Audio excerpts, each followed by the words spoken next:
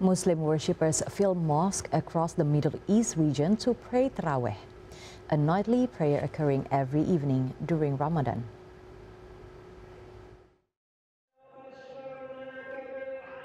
They gather at the big numbers of major mosques across the region's cities, bonding together as they are led by imams reading out long verses of the Quran.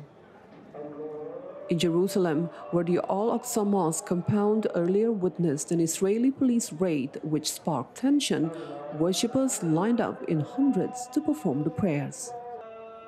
Moving to Saudi capital Riyadh, worshippers flocked to perform the Taraweeh prayer at the city's Al-Farayan Mosque. In Cairo's Al-Azhar Mosque, one of the city's largest, men and women gathered to pray, while some worshippers took selfies to capture the vibrant atmosphere.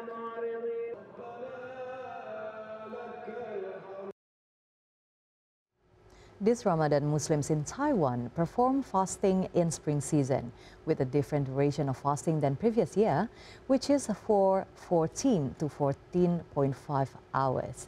And of course, as Muslims in other countries, the Muslims in Taiwan welcome the holy month of Ramadan with joy and delight. Yogi Tri Prasetyo is an Indonesian diaspora in Taiwan, and he's lived his life with us now to share about his Ramadan experience away from home in Taiwan. Hello there, Yogi. Hello. Good afternoon. Can you hear me? Yes, we can hear you loud and clear. Okay. Okay, how are you, Yogi? I'm good. I'm pretty good.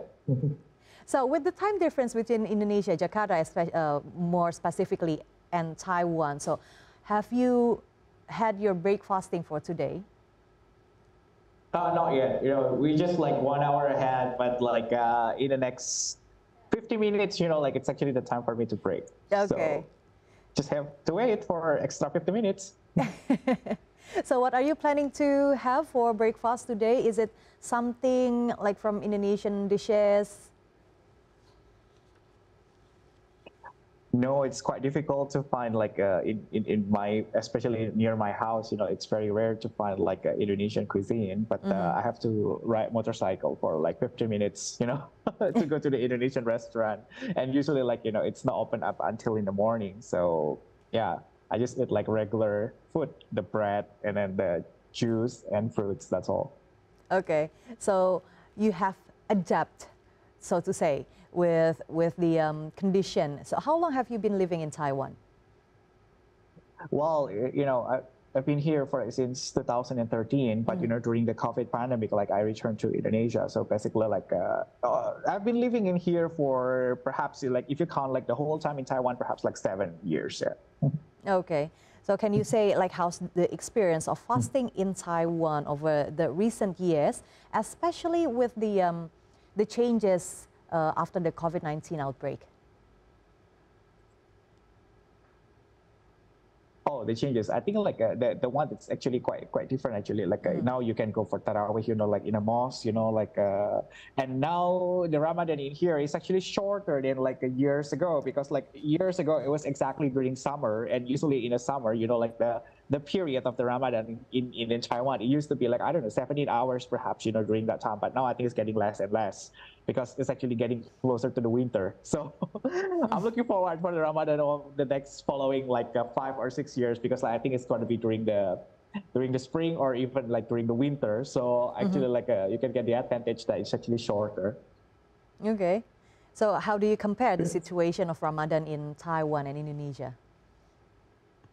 Well, in the mosque, it's actually almost pretty much the same. Actually, like it's crowded, especially like during during the break time. It's going to be crowded, and the different. You always got like free foods there and like big celebrations there. But in reality, like Taiwan is not the Muslim majority country. Then it's outside of the mosque is actually quite different. The situation. Yeah. Okay, so do you have any favorite activities that you spend for ngabuburit?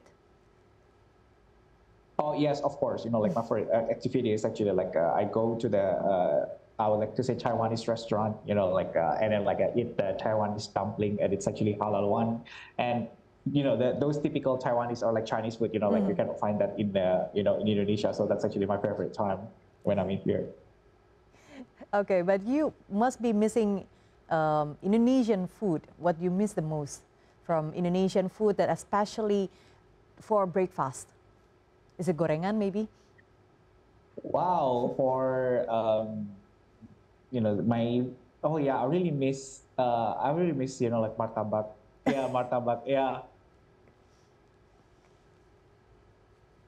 it's like the fried martabak. I really miss that. Like the sweet martabak also really good, and then the fried martabak. You cannot find those two. In Taiwan. So better to eat that a lot when you are in Indonesia. Are you planning to come home for Idul Fitri? Unfortunately, no, because like last week I just went back to Indonesia, and it's like I was there for 10 days, and then like I do not have any other holidays. Like I have to work in here, and Idul Fitri, in here it's actually not a national holiday, so it's actually just a regular working day. So this year I will not go home, but during Eid al-Adha, Idul Adha, I will go home. Oh, okay. So what is your plan to spend the Idul Fitri there in Taiwan? Is there any specific mosque that you would perform the Idul Fitri prayer? Is it the same mosque with you usually pray for Tarawih? Yes, yes, yes, yes. Usually, like I just go there because like I'm living in Taoyuan. It's actually 1 hour from Taipei, and there's only one big mosque, in this area. And then yeah, it's perhaps like 8 kilometers from my house, and yeah, that's actually the only place where I want to celebrate for Idul Fitri. Okay, then, as we are now entering the last 10 days of Ramadan, I really wish you to have a very blissful Ramadan and also Idul Fitri in Taiwan. Thank you for that. Thank you. Thank you very much for joining us. Thank you.